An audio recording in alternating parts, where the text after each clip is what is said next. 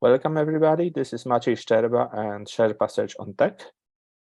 Today my guest is a seasoned venture capitalist, partner at EEC Ventures, Michał Lasocki. Thank you very much for accepting my invitation, and it's my pleasure to welcome you on this channel. Hello. Michał, could you introduce briefly yourself and EEC Ventures, what you guys do? Thank you, Maciej. EEC Ventures is a leading CEE-based venture company investing in two domains. One of them is Industry 4.0, that encompasses AI and IoT. And the second area of our interest is decarbonization, green transition, and renewable energies. Our investment scopes cover anything in energy generation, storage, or distribution that helps the planet. And also on the side of the industry, anything that makes the traditional industry more competitive by a digital means is for us interesting. That means, for instance, cybersecurity, AI, smart city, process, efficiency. The list is not exhaustive. We have quite a few companies in our portfolio already, namely 13, and we will probably increasing the lucky 13.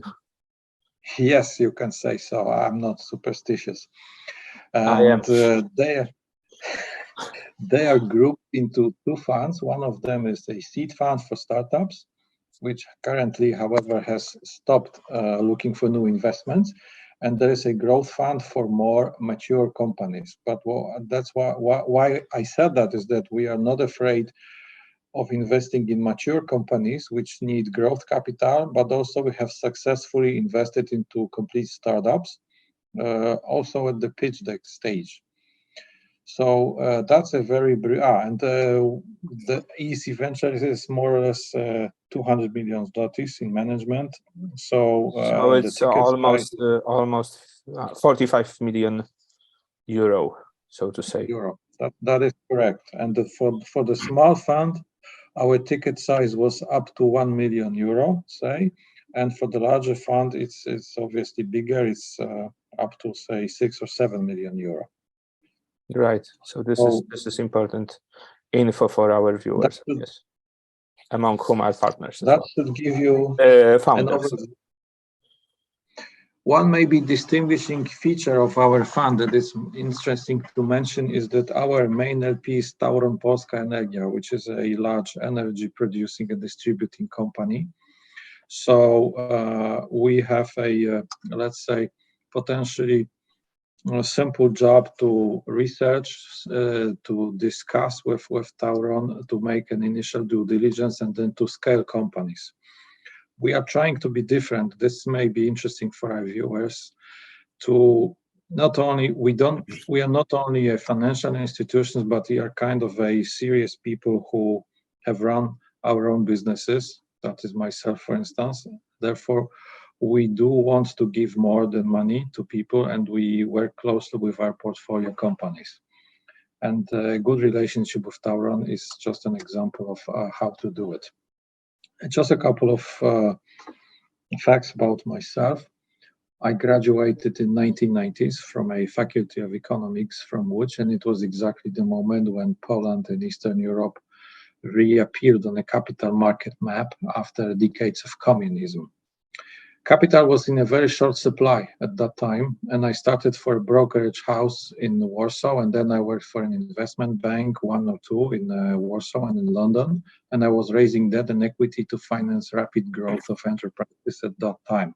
So it was very exciting for me to see how capital properly deployed makes a competitive advantage, allowing those companies to outpace their competitors. I was seeing how best managers, entrepreneurs, and businesses skillfully use that capital to simply be number one on the market. So consequently, I also try to invest my own savings. I started small with small amounts of money, working and doing analysis and advice on the weekends. because of my job experience, I had a chance to speak to people who wanted to, you would call me a business angel these days. However, that expression was not used at that time, but basically I was in touch with people who wanted to set up their own businesses and needed some help or some cash. And then suddenly we are talking about the year 2000, when the number of financial shocks and crises took place, and investment banking .com bubble. became, yes, the dot-com bubble, that's in a while, but before that we had Russian debt crisis, Yes. Czarny czwartek. Latin America crisis, and I think 3 more which I forgot already, but basically investment banking stopped working as we knew it. So actually I decided to leave this industry and become a serial entrepreneur myself. And I think it was a turning moment of my life, because just imagine me being a 29-year-old guy launching my first full-scale business as a CEO. And that was an internet company. I established a company which was a first intermediary selling personal finance products in Poland via internet. And that was 3 months before the dot-com bust that you mentioned. So the timing was very far from perfect. And we had serious trouble to survive, but we somewhat survived, and I sold that company later on. So it is like What they were say, you selling, like insurance or we were selling leads. credit? We had a license, a brokerage license for insurance, to sell insurance, and we've been selling insurance policies, pension funds, switching services, credit card and loan leads to banks. That was more or less what you could do at that time. And yes, experience is what you get when you don't get what you wanted to get. I don't know who said that, but that was very true about my first company. So I kept moving on. I kept investing, advising others. And I tried a couple of times to multiply the money, establish a couple of companies. Some of them were good decisions, some of them were bad decisions, as usually.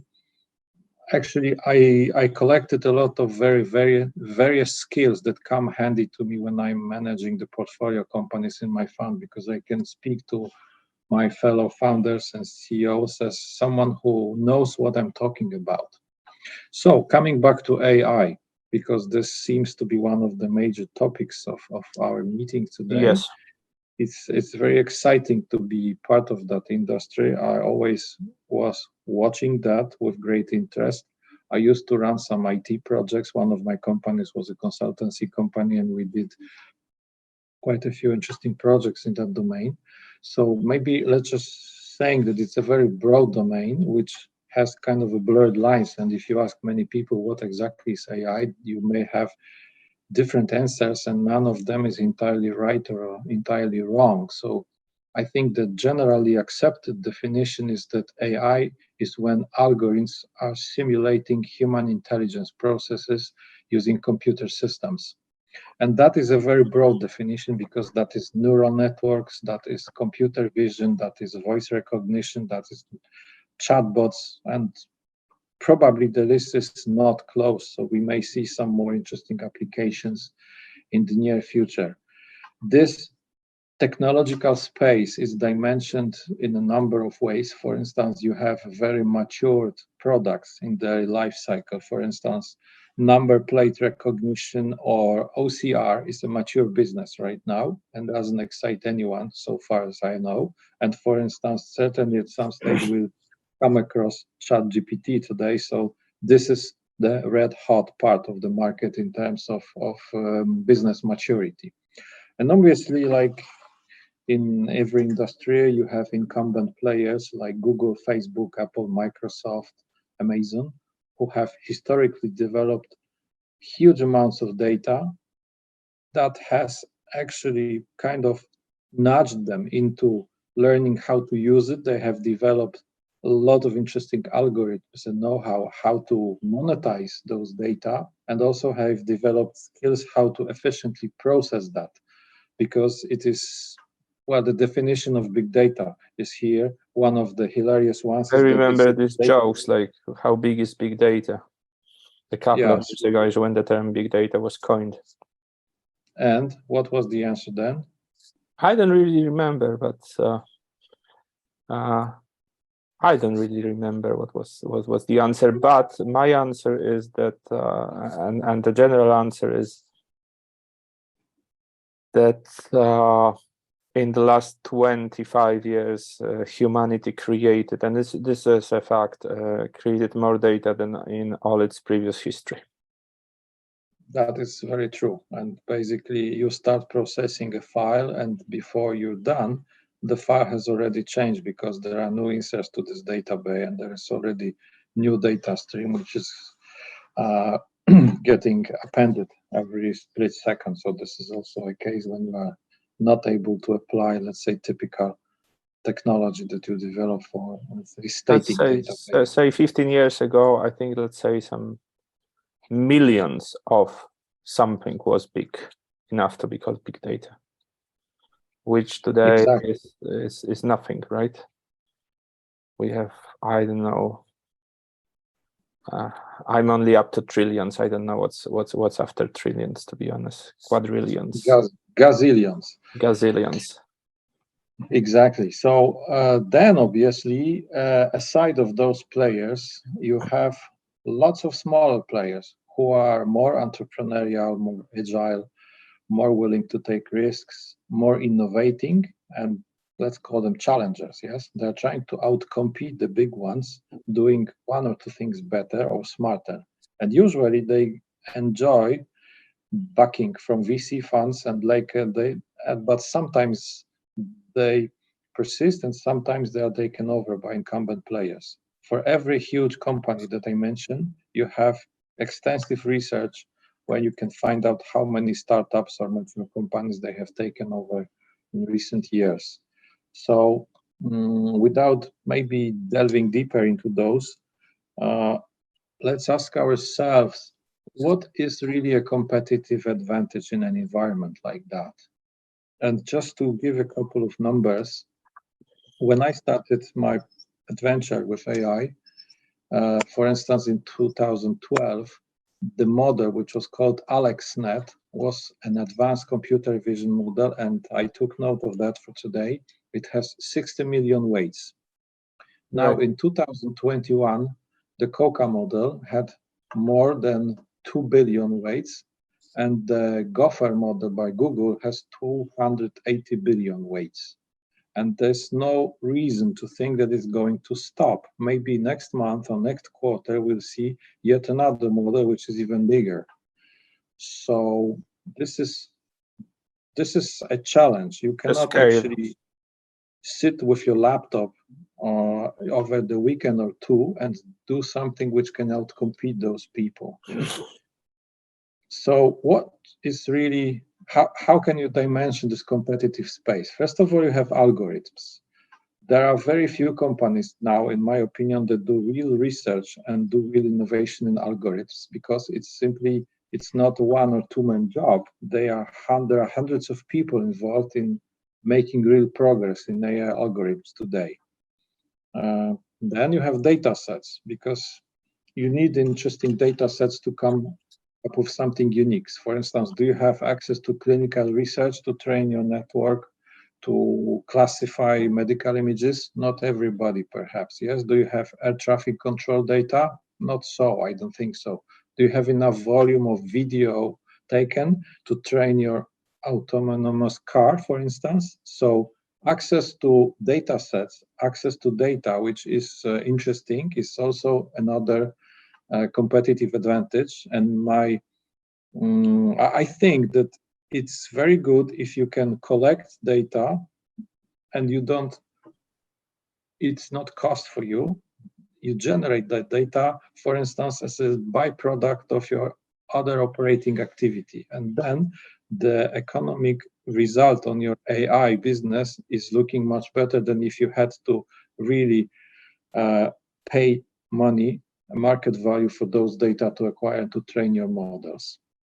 Then there are two more competitive advantages that I think of. Is first of all, ability to tune the models, because just because we spoke about the sheer amount of data and the challenge, if you can do things smarter and faster, you can actually build a smaller model which is better, learns faster, or gives better accuracy.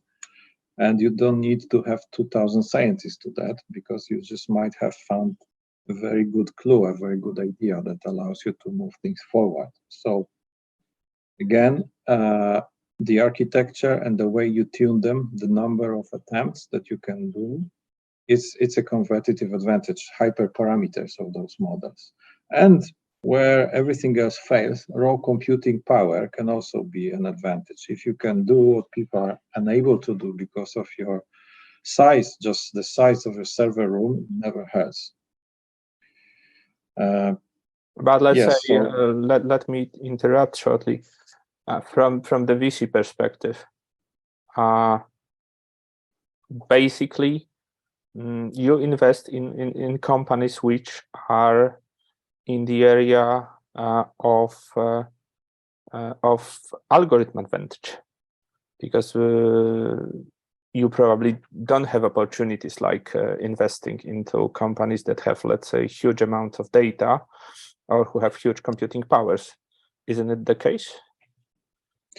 Well, yes and no, because I would say that at the typical early stage, like VC does, you are looking for growth opportunities. Your return is coming from value creation, which is, well, you could simplify it in terms of money. You would buy something for 10 and you want to sell it for instance, for 50 or 70. And there is another way of creating this value, is when you combine the AI expertise with some kind of domain knowledge. That's what I say. Well, I try to approximate that, saying that you need data sets, but actually you corrected me that instead of in spite of interesting data sets, you may need knowledge how to interpret them. So I think and that's what we're trying to do, is we are finding companies which not only are proficient in AI, but also have domain knowledge that allows them to monetize that within a particular industry or vertical. A good example of that is, for example, Lecta, one of our companies, which is doing NLP.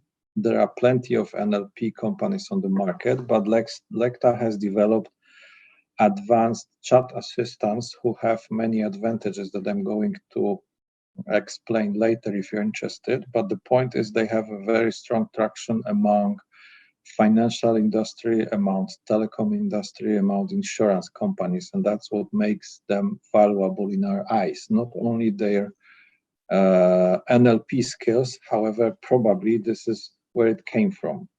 Okay, adjustment of the NLP solution to the particular industry needs. That is correct. In their case, for instance, I may say loud is that they have a part of a software which is context aware. So if you're speaking to their voice assistant and you said, like, I haven't got this, the context allows them to understand if you mean I haven't got an SMS, or I haven't got a credit card, or I haven't got my letter from the bank. So this is a little bit more than a chatbot that you can typically encounter, and usually after 3 or 4 questions, you get connected to a human. Yes. And what is important from the VC standpoint, obviously, is that most of those companies are trying to sell their software in a software service model, because that's what markets love, and that is what is, let's say, the standard. So at some point, we also need to look at some metrics which are not technological, but are financial metrics or arithmetics, simply, like, for instance, growth rate, churn, revenue retention, and recently profitability. Yes, the good old profitability is back to the game, because the days of free capital are gone now. So we are back to the profitability calculations as well. So this is my, let's say, quick and dirty list of competitive advantages that I prepared for today. I may be missing 1 or 2, but these are the ones that were on top of my head. Let me touch a topic that we didn't discuss actually offline, but probably you have read the same article as I have in The Economist, the articles from yesterday, I guess, about VC industry in general in the current situation. What is basically the market situation right now? Is the industry concentrating on seed stage, or because this is the general suggestion, or is it a concentration among the behemoths, the grand funds backed by huge LPs? That's a very good question, but we need to break it down, first of all, geographically, because the, let's say, investment landscape in Europe is different from the States, and then it's different, for instance, from Asia and the rest of the world. So let me try to give you an example. There is obviously a life cycle for a company, like you have pre-seed, seed, and stuff, and later stages, and you would need to analyze this market based on those, let's say, stage brackets. And it is commonly known that, for instance, certain late stages are best done in the US market or maybe Asian market, but not necessarily in Europe, because most of the funds in Europe are focusing on early stages for a number of reasons. First of all, there are funds who have less capital, and again, there are probably the market infrastructure in terms of accelerators, in terms of competition, in terms of subsidies, are better tailored to early stages. Just look at Poland, how many opportunities you have to start up your own company and win a startup contest and get 1 or 2 VCs on board. The same happens in Europe. Whereas it is relatively more difficult to find a company that successfully, for instance, raised $100 million at a later stage in Europe. It's simply a rare event, yes, relatively to Definitely. seed and investment. Now, it seems like Europe is at a disadvantage, and is probably like that. But on the other hand, when I look at the market data, those late stages are most affected in terms of valuation collapses. Because if you're now holding, let's say, a seed investment, it will take quite a few years, maybe, to actually answer the question, what is the value of that company?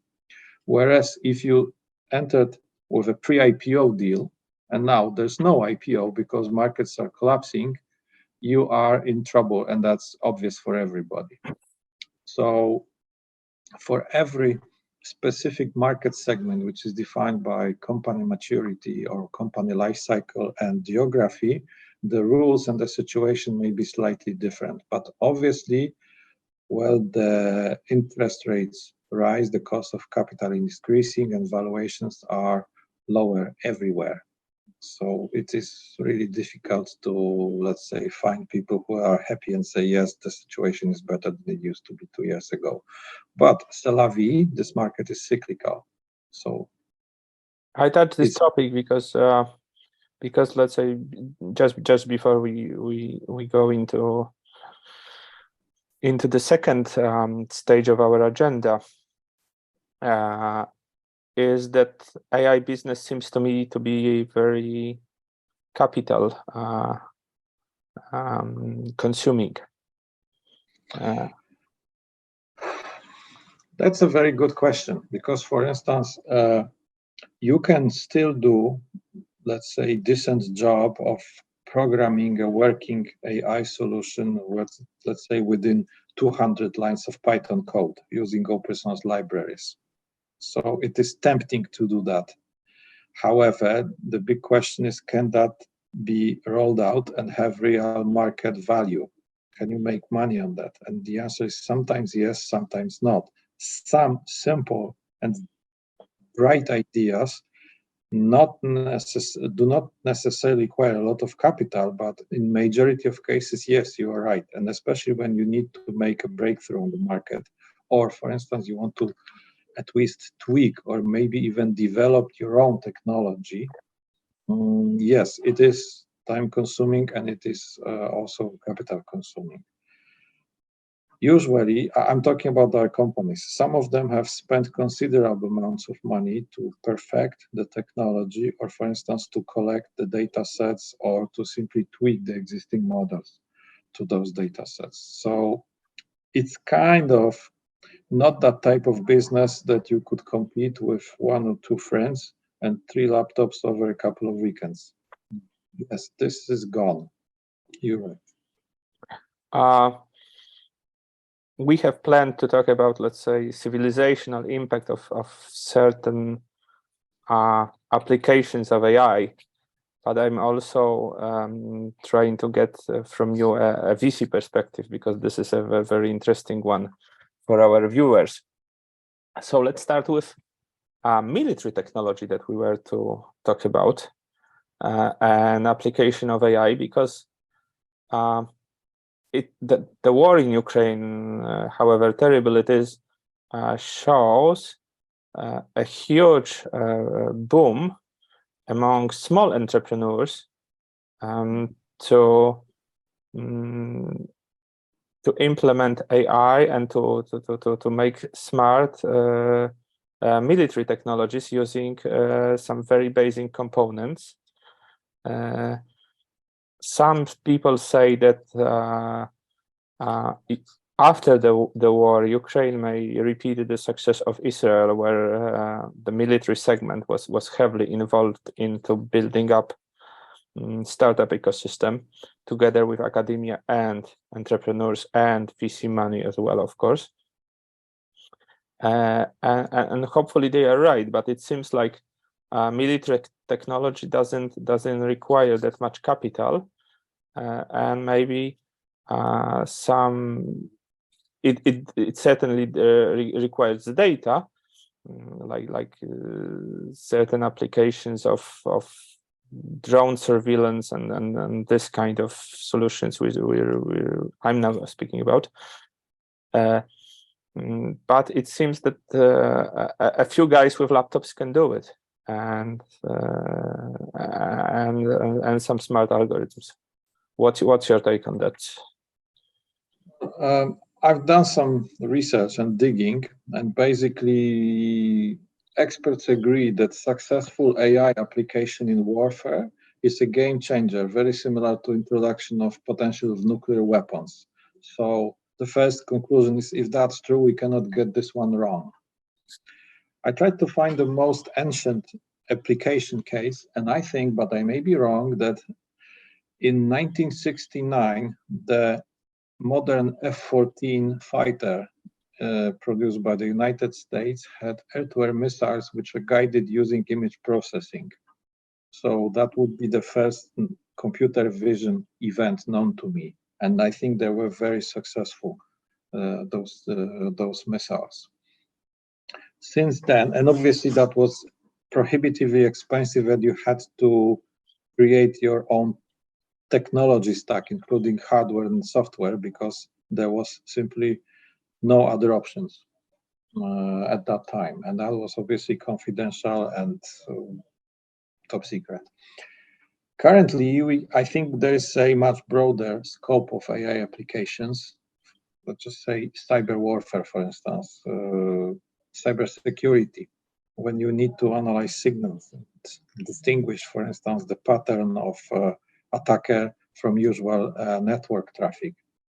We actually have a company that is doing that. It's called ICSec, and they specialize in cybersecurity of SCADA-based systems. SCADA systems are kind of different from TCP/IP because those were industrial protocols, and my perception is that their creators never intended them to be really open, and it's just engineers who decided to connect them to open networks because they wanted to work remotely, but the architecture of those systems is really terrible in terms of security. That's how much we've been able to understand reading about that. So cyber warfare and cybersecurity is one thing. Electronic warfare, like jamming or spoofing sensors, that's yet another big applications of IT technology and potentially AI systems. And electronic intelligence and surveillance, so image processing, like connecting video streams from a number of sources to have some kind of, they call it situational awareness, yes, around. Yeah, these are what so, these small startups in Ukraine now do to much extent. Yes, and if they are startups, and you're right, they are startups, just think what could happen if they had more resources and more times, and they could work without being interrupted by fighting. This is really mind-boggling potential to do it. And the question is that it's also not only about money, because in the military, the budget is not the only thing that can be considered a decisive factor.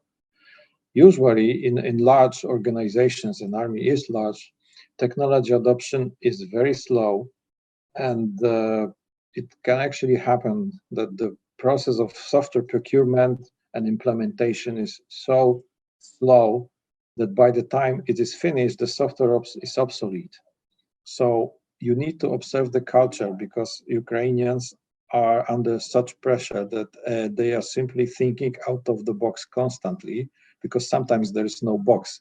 There were very few people that have been in a situation like they are, so they have to be creative and they have to be smart, and that's why they are moving fast and are usually successful. But if you say, compared to another army, which is not under such pressure and is kind of more bureaucratic, slow, the outcome could be very different.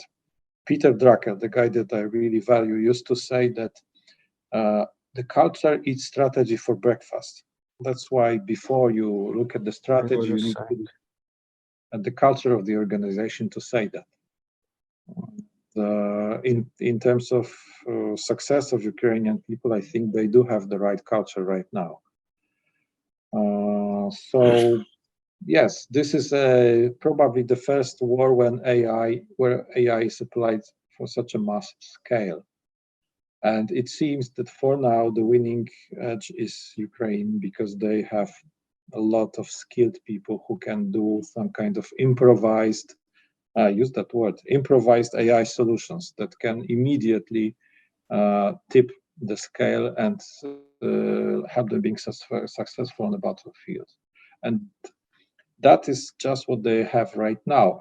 Can you picture what could happen if they got more sensors? They could create better networks. They had decent air force. They had, for instance, satellite, drones. This is just a lot of things that can be added to this arsenal. What they're trying is that they have no resources compared to what I could think they could have.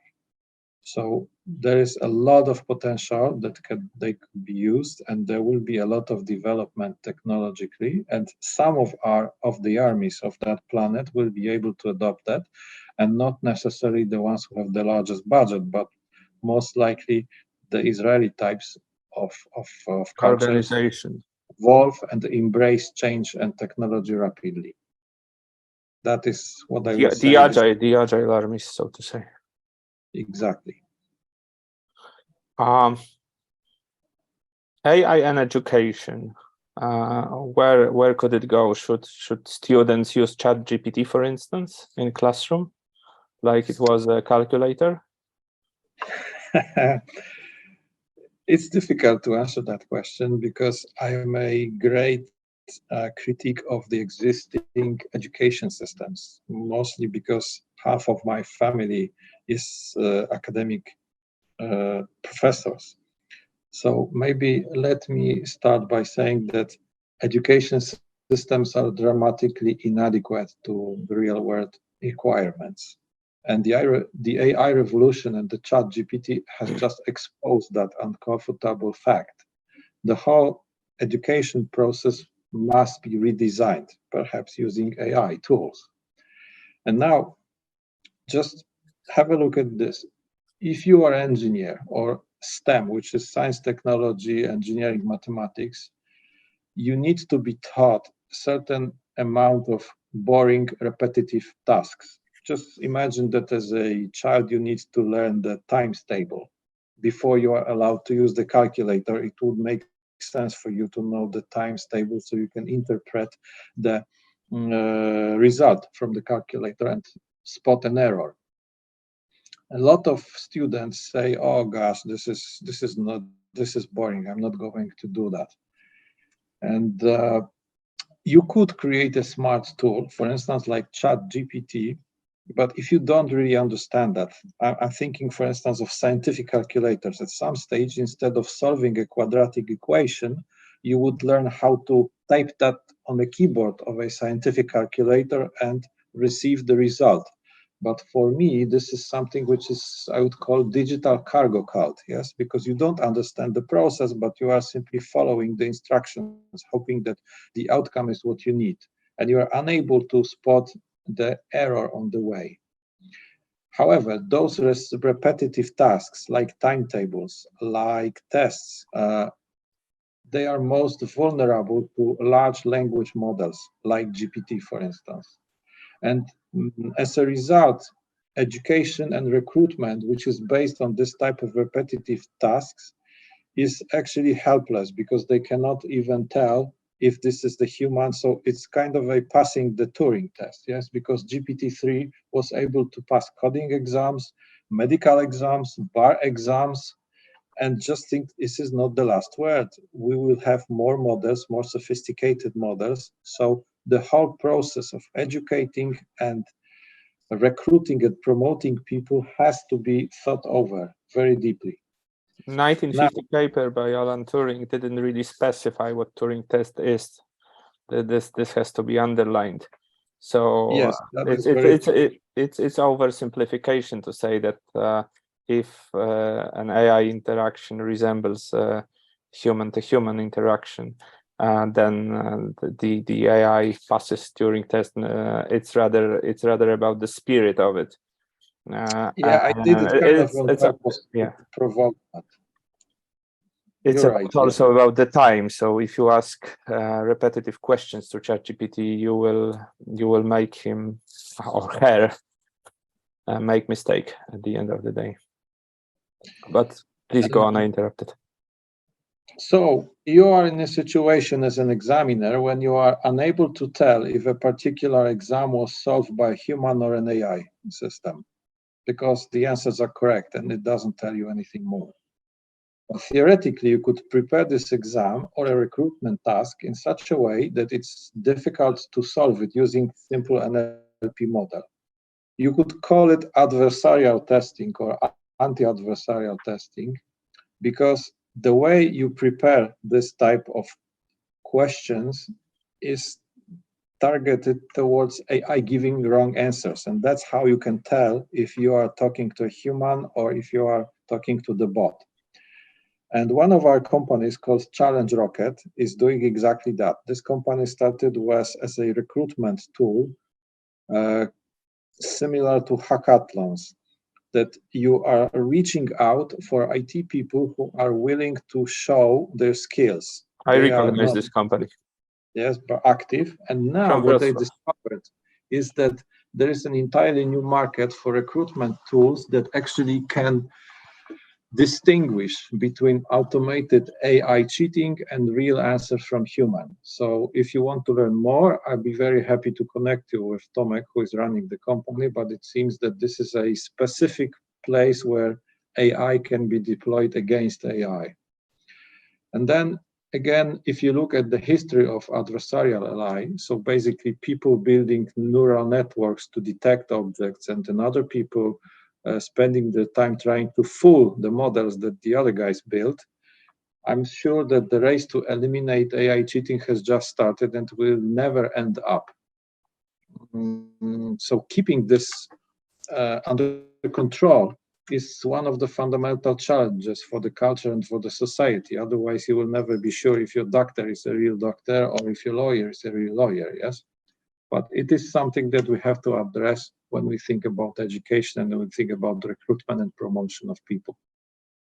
What is your general opinion on the impact of AI on culture and arts?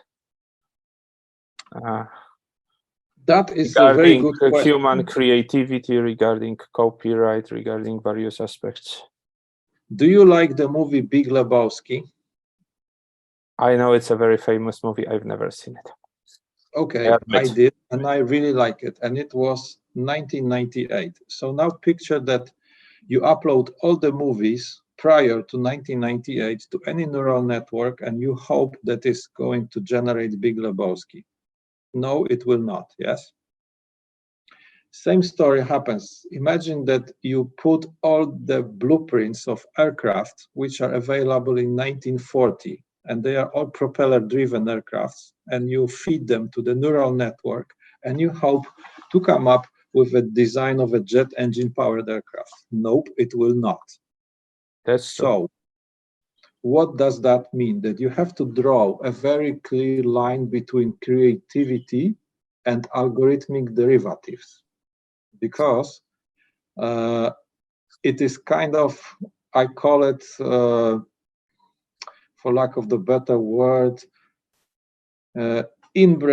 intellectually inbred statistical creations. They could be nifty, they could be cool, they could be amazing, entertaining, but they are missing certain important elements. Namely, they are missing emotions, they are missing values and messages that we want to give them as humans. Without those values, this is just statistics. This is not exactly art. That's my opinion. It's gonna be boring sooner or later. And then there is some more which I have to add, because, for instance, you could easily generate a Van Gogh picture or Van Gogh style picture using generative AI. Why not? If I like my photograph, I would like it to be in a particular style, I could have it generated by this. If I like Freddie Mercury, I could generate a new song. I could use AI to generate lyrics. Then I could use another AI tool to actually have it sung by the voice, which is similar or almost indistinguishable from Freddie Mercury. And I could generate some video clips to this again. This is quite feasible. Now the question is, where do I stop? Can I actually go to the market with this? Can I compete with human creators? And technically you can, but that brings me to the conclusion that humans in creative industries, actors, poets, photographers, musicians, sound engineers, they need some form of legal protection. Otherwise, they will be out of business. They will stop doing what they do, and they will stop contributing this new vital content which we care about. We will have no more things, emotions, values, or messages. It will just stop. They will go and do something else. So this is important because art is culture. This is part of our identity as nations, as civilizations, that makes us different from others. That is no laughing matter if you think about that. That, for instance, as human beings, basically, let's say the expression is what makes them as human, actually. Yeah, there are some our chimpanzee cousins. Yeah, think of, for instance, movies of songs that started protests. That's the difference between totalitarian and democratic society today. If we had no people who created them, there would be no movements. So it's really a serious thing, in my opinion. And again, we need fresh intellectual input, which is not available from generative AI so far. On one hand, I think that AI is an extension of human creativity. I had a very interesting discussion about it with Elsa Sclavono, also on my podcast. On the other hand, I'm getting worried where it's all going after I saw ChatGPT. And it's a more kind of philosophical problem, I would say. I had an occasion to talk to physicists recently on this channel, also highly recommended. And physics to me is the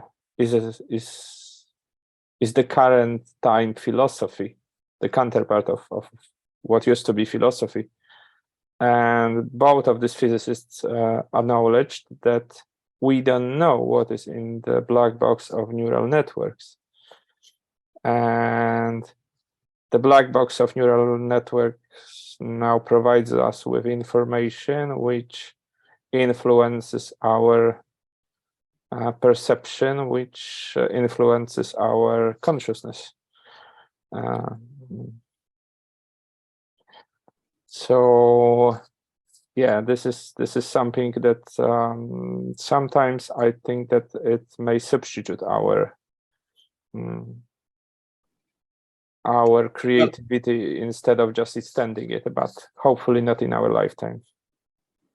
Yeah, Arthur C. Clarke said that any sufficient advanced technology is indistinguishable from magic. This actually, I remember that sentence because in my view, models like GPT-3 are nearing kind of cult-like status. Many people don't know really what are the capabilities or limitations of that technology, but they agree, and I do, that it looks impressive. However, you need to try it to understand the real limitations. That is my conclusion. Yes, GPT-3 is a massive marketing success, that's for sure, but the fastest growing user base in history, no doubts, that's a fact. And most likely it's like an iPhone type of moment for AI. What I mean by that is there were mobile phones before iPhone and people were using them to phone. There were even touch screens. Yeah, yes, you're right. But that was the one with perfected user experience. That was the one with very well developed developer resources and innovative marketing approach. So despite the fact that there are many more language models, like for instance, Chinchilla or Lambda, or people keep talking about GPT-3, and it's like a self-fulfilling prophecy because people think, oh, Google now has a problem with their search engine. And it doesn't really matter if it's true, if it's right or wrong. It's the perception of people that matters, and Google will have to do something about that. It's very interesting to see what they are going to do because they basically have their own equivalent of a similar model. As far as I remember, it's called BART, and it's using Lambda algorithm. And first of all, they decided to wait, at least last time I checked, which is today, it was still not open to the public. And they don't want to introduce this to enhance the web search results. But what they're trying to do is move a little bit more carefully. That means that whenever there are some things which are to be discussed or there's no single agreed answer, Google will synthesize a piece of text that reflects differing opinions. I think that's a smart way to gradually introduce that. And frankly, I don't see much an easy way to integrate NLP faster into search engines. First of all, because there are huge inaccuracies of the data of those language learning models. And secondly, that this type of AI models tends to be very biased in terms of racial or gender biases or repeating helpful language. So it could be a lot of challenge, to operators of search engines actually to manage that. Google is also a large organization, and many projects which are different than web search engine has failed. So it either means that they are up to something and it's complex and we have to wait, or they are struggling. I have no answer to that question yet. I'd rather say the latter. Yeah, could be. But that kind of slowly brings us into the question, the topic that I wanted to touch. What are the risks of investing in AI? So exactly. I'm kind of a Mr. No, because a vast majority of decks that we receive will be a no-go for us. There will be very, very few, like in every fund, which will actually be approved, and we will invest into that. So what can go wrong when you invest in AI? That's just a short list that I'm trying to prepare. First of all, is the responsibility for the model to work correctly. And you can have training bias. For instance, you could wrongly use your training data set and run into legal problems. There will be examples of that.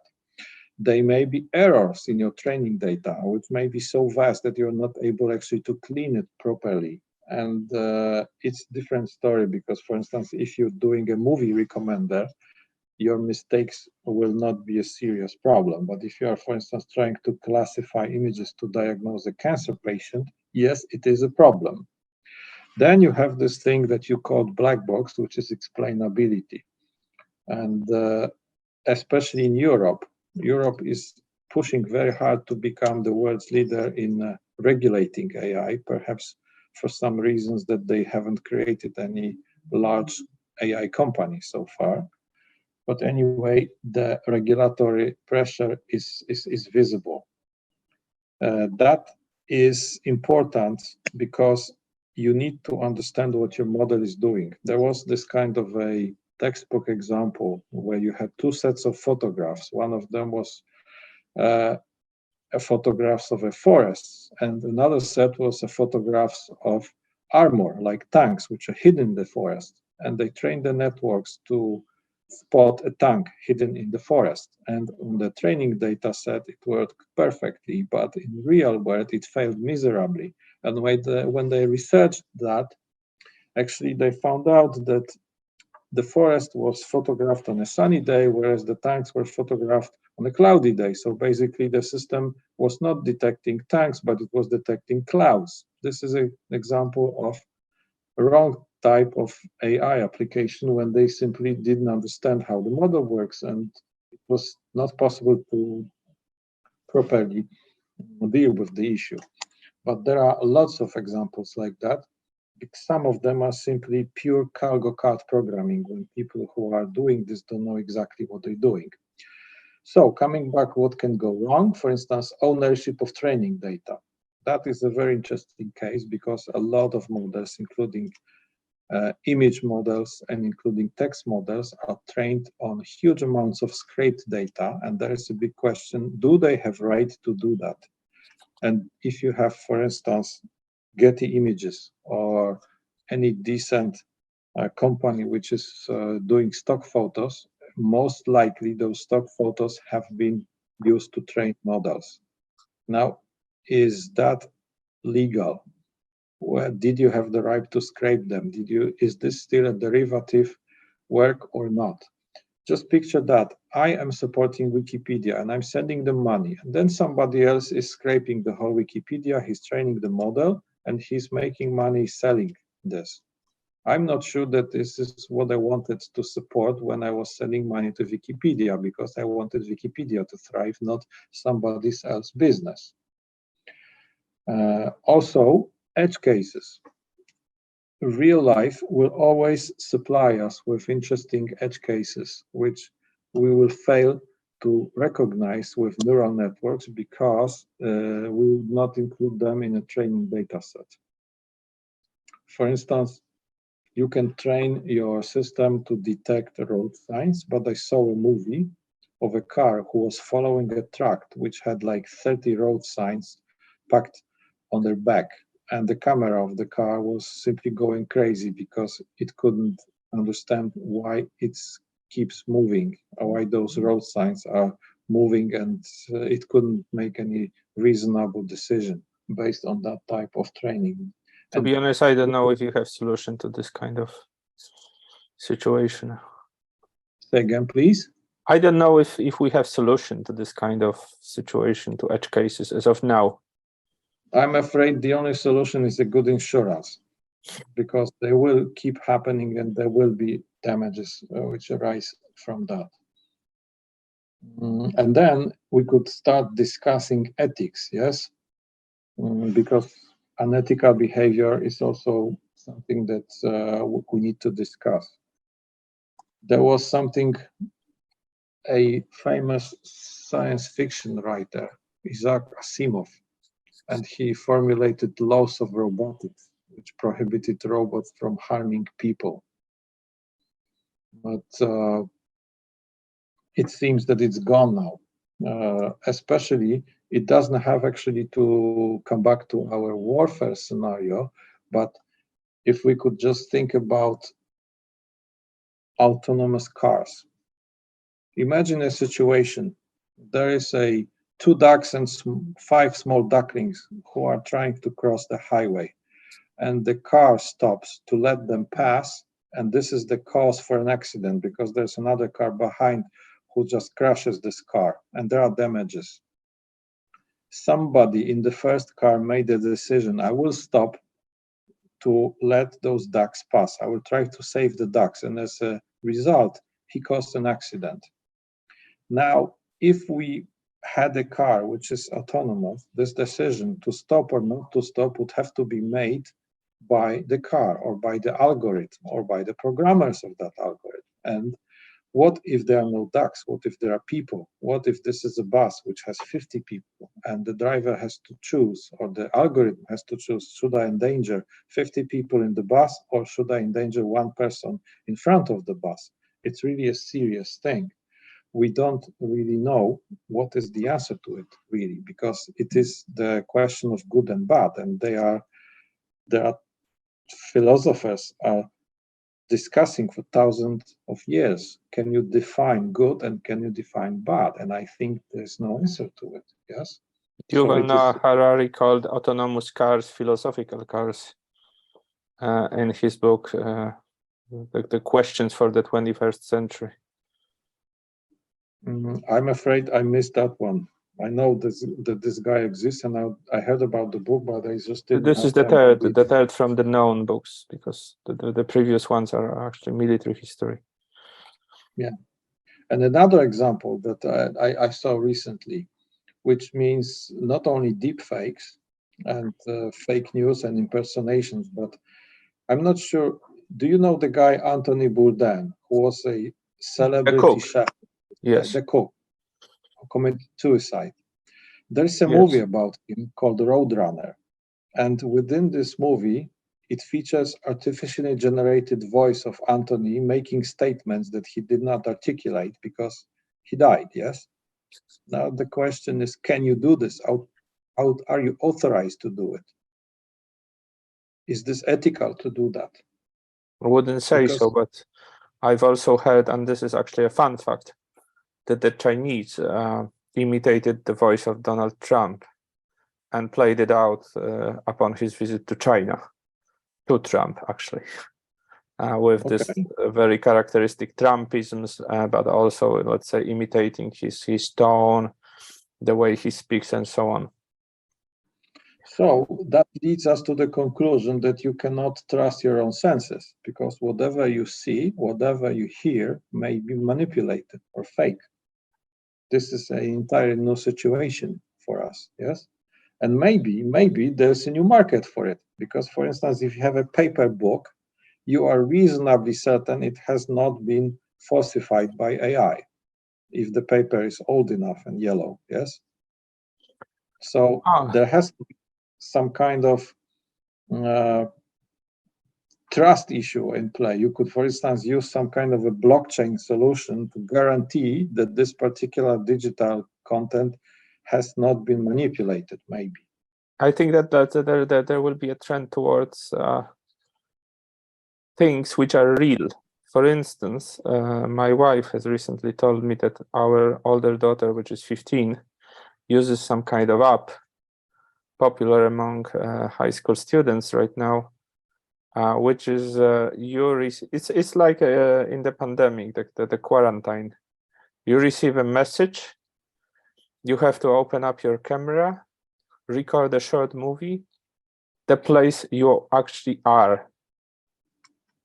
It's a kind of game, but it's like showing you without makeup in case of girls, without, showing off, without, putting on the best clothes, and so on and so so forth. it's like a challenge. So they're trying to make you do things you would normally not do or refuse to.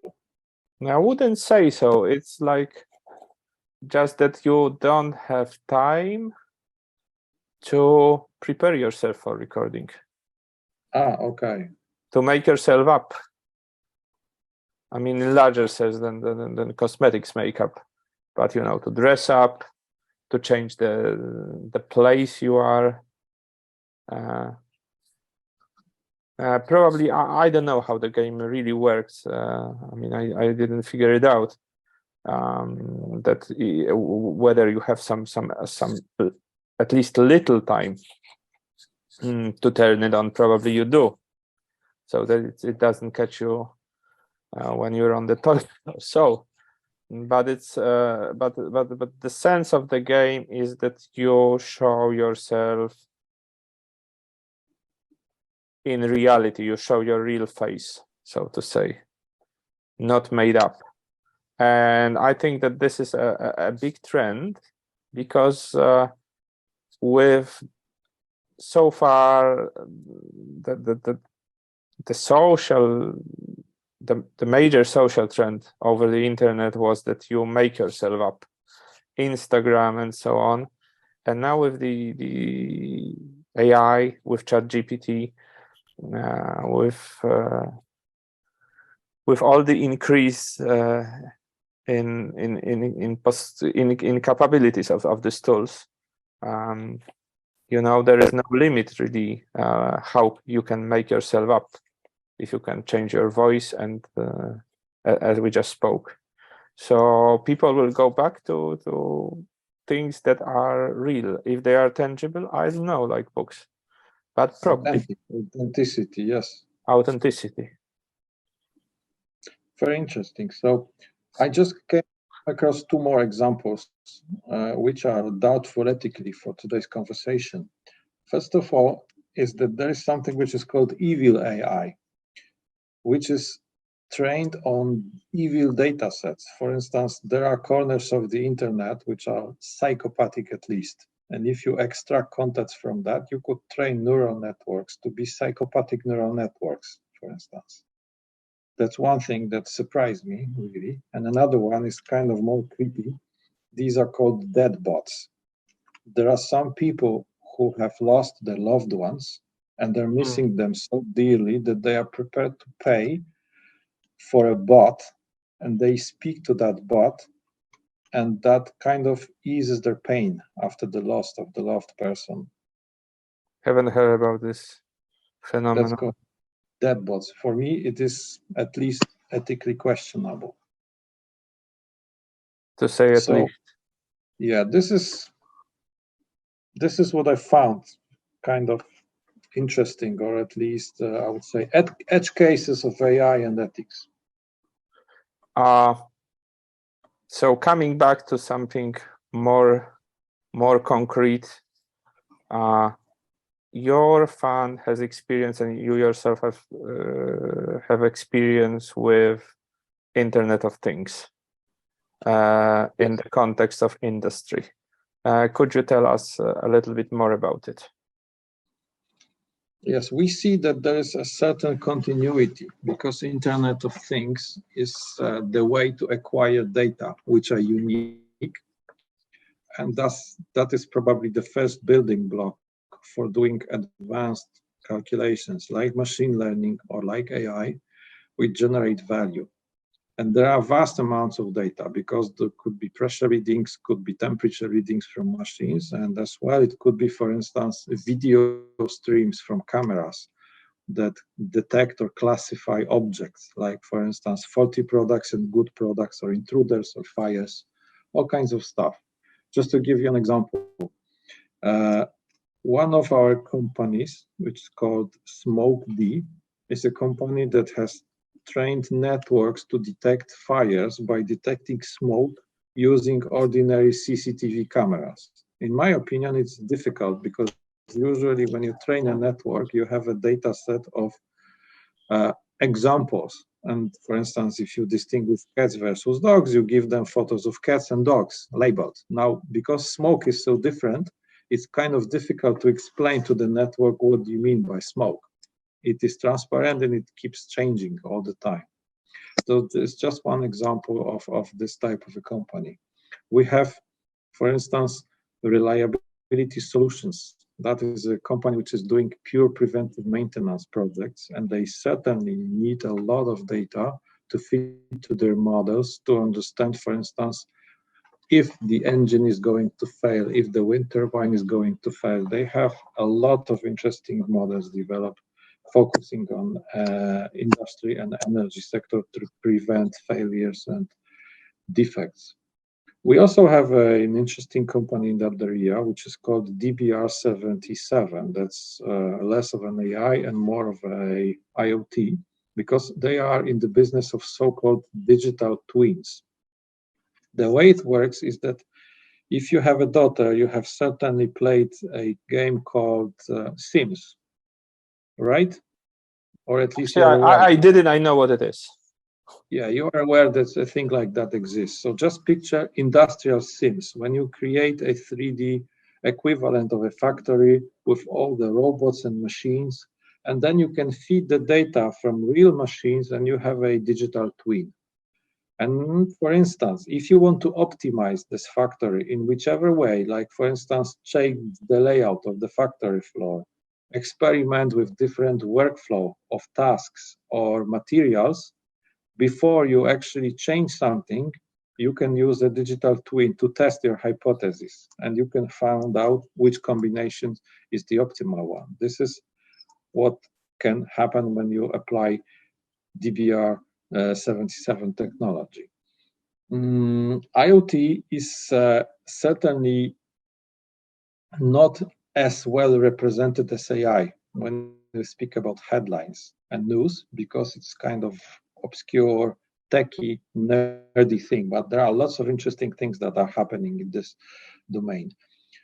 In terms of hardware, for instance, certainly there is a race to create smaller and cheaper platforms or sensors, yes, or think of Raspberry Pis of the future. Yes, they would perfectly be small, cheap, expandable, best of all. If biodegradable, that would be absolutely great, because you could just throw them away, or recyclable, whatever, make them, let's say, environmental friendly. Then there are still some discussions, for instance, what that thing should be. I call it system on a chip that encompasses CPUs, memory, communication device in one IC. Maybe there should be an antenna, for instance, to transmit that data. Maybe there should be some energy harvesting system to possibly make it as lightweight and as disposable as possible, as simple, yes, to make it the data harvesting cheaper. We see a small revolution in powering those things, because usually they were battery powered. Now you can imagine solar cells, for instance, or like I said, harvesting energy from vibration, temperature, or electromagnetic fields. That is possible. Battery is a big topic in itself. Exactly. There are new sensors coming to the market. For instance, detection of chemical compounds, detection of biological footprints or threats. It could give an entirely new dimension into IoT as such. And there's a class of problems in the industry, for instance, measurement of temperature and, for instance, pH or pressure, when those industrial sensors are wearing off and you need to go and replace them every 3 months, every 6 months. So the more robust those sensors are becoming, the cheaper actually they are, the more reliable they are, and they help to promote the idea of IoT and to spread it.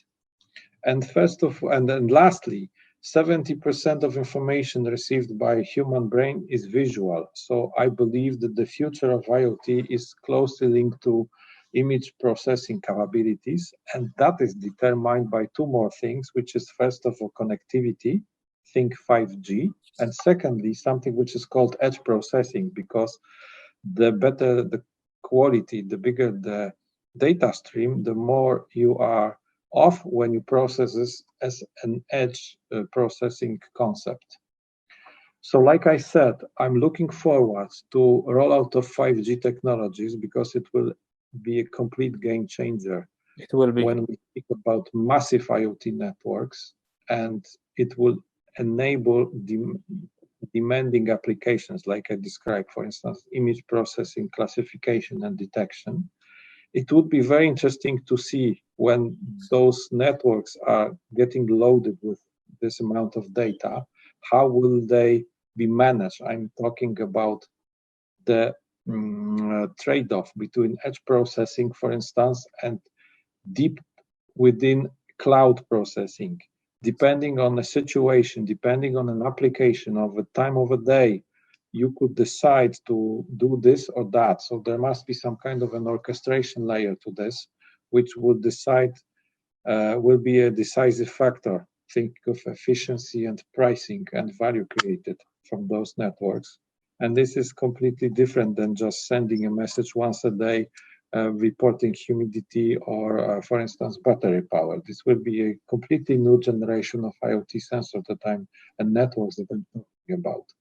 It would be quite interesting to see whether there will be a convergence of sensors, connectivity, and data processing from one vendor.